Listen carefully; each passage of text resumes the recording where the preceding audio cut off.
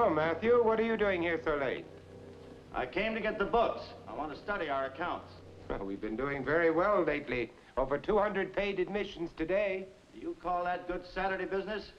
If you weren't so stubborn, we'd be turning them away from here weekends. Who cares a hang about history and wax? There are people in the world who love beauty. But more who want sensation, shock. Morbidly curious. I won't cater to them. Their money's as good as anybody else's. You should have seen them turning them away at that wax museum on 23rd Street tonight, the Eden Musée. The story's the same at Madame Tussauds in London. You'd only listen to me, John. I know, Matthew. I'd put in a chamber of horrors. Murder, torture, execution, scare the living daylights out of people. Well, I don't care for that kind of patronage. You're a great artist, a genius sculptor, but I'm just a common, ordinary businessman. I want a quick return on my investment. I've got $20,000 sunk in this historic peep show of yours, and I could use that money to better advantage. All right, Matthew, all right. I've known for some time you wanted to dissolve our partnership, and I think I may be able to accommodate you. Oh. A friend of mine is bringing Sidney Wallace, the art critic, here tonight to see my work. Wallace is rich, and I think I might be able to persuade him to buy you out. Well, that sounds interesting. Of course, I'll want to profit on my investment. Yes, Matthew. I understand. You leave everything to me, and I promise you it'll be... That should be they now. All right, I'll wait in the office. I've heard of this Wallace. He has a pot of money. If he likes your stuff, put a stiff price on it.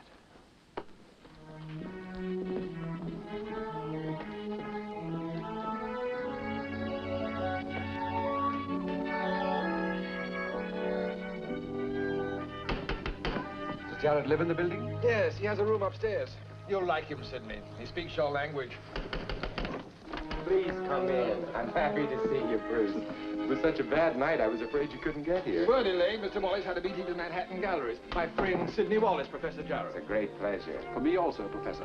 That's the title that was bestowed on me when I became an exhibitor. It has little to do with my real work. If you'll come with me, I'll show you what that work is. I'm afraid the visit of such a distinguished critic may cause my children to become conceited. To you, they are wax, but to me, their creator. They live and breathe. Here we have two great lovers from the past. Cleopatra, Queen of Egypt, and Mark Antony, their last meeting. You'll recall that Antony, believing Cleopatra to be dead, killed himself with his own sword. When Cleopatra discovered what happened, she quickly followed her lover. You noticed how cleverly the hair is mounted on the scalp? Yes. How do you do that, Professor? Well, real hair of the proper color and texture is pressed into the slightly warmed wax with a scalpel, one hair at a time. Each wave and curl of the subject's own hair is reproduced.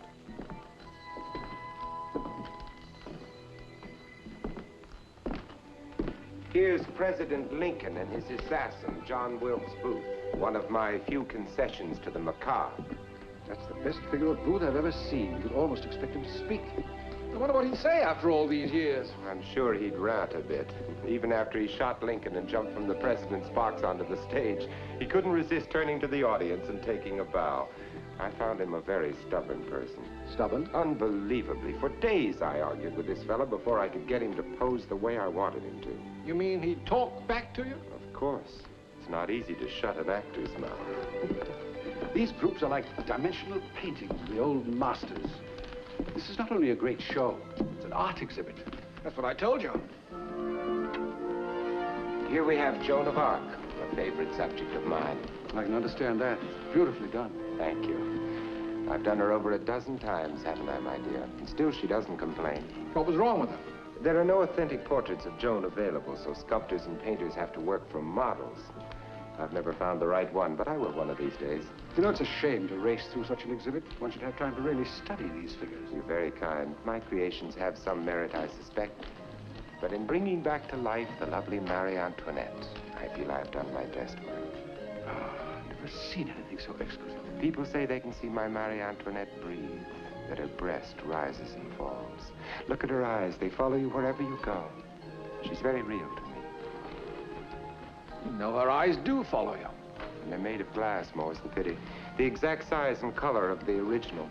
They're inserted into the sockets from inside by way of the hollow neck before the head is attached to the body. Forgive me, my dear, for discussing your intimate secrets. I'm sorry. I lose myself at times. Professor, If people knew what you have inside these walls, you couldn't accommodate the crowds.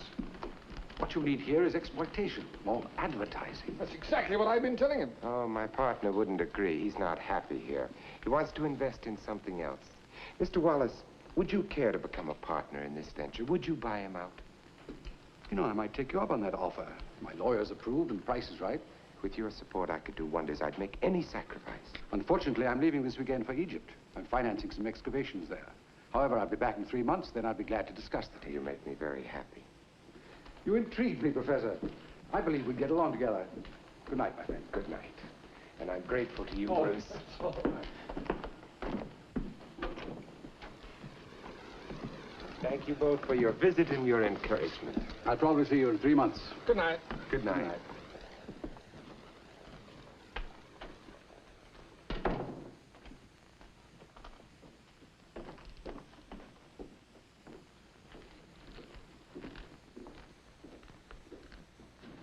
Mr. Wallace is a great art critic, my darling. You heard what he said.